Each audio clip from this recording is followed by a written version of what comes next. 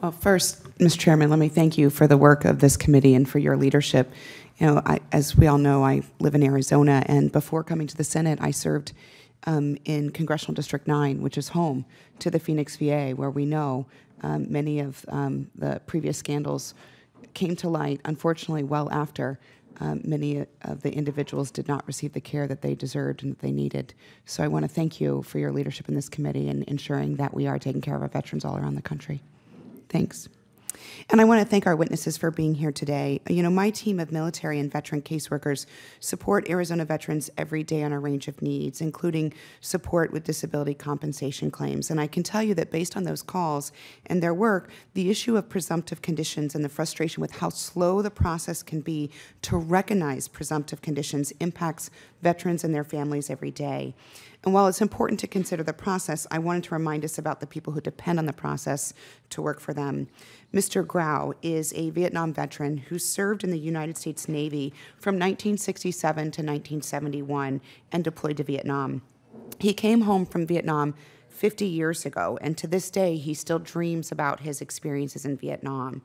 For 40 years after returning home, he did not pursue his VA benefits because he felt that no one wanted to hear about his nightmares and the trauma that he brought back with him from his service in Vietnam.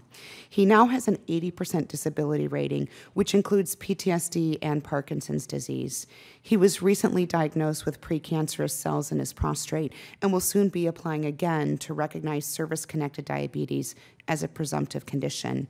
He began the disability compensation process 10 years ago, and it's taken 10 years, including the help of my office, for VA to recognize his service-connected disabilities. And his work continues as VA adds additional presumptive conditions to recognize his already obvious illnesses.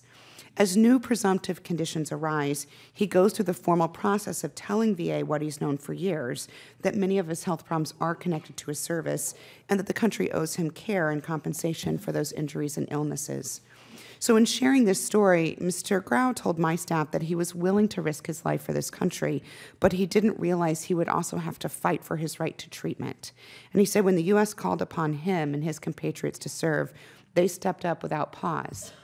They didn't wait 10 years to serve, but he's still waiting for much of his benefits and care. The men and women who've served and continue to serve this country do so with an understanding that we will take care of them in return. And we cannot forget all that they and their families have given in service to our country. So our priority must be about fulfilling our promise to care for them.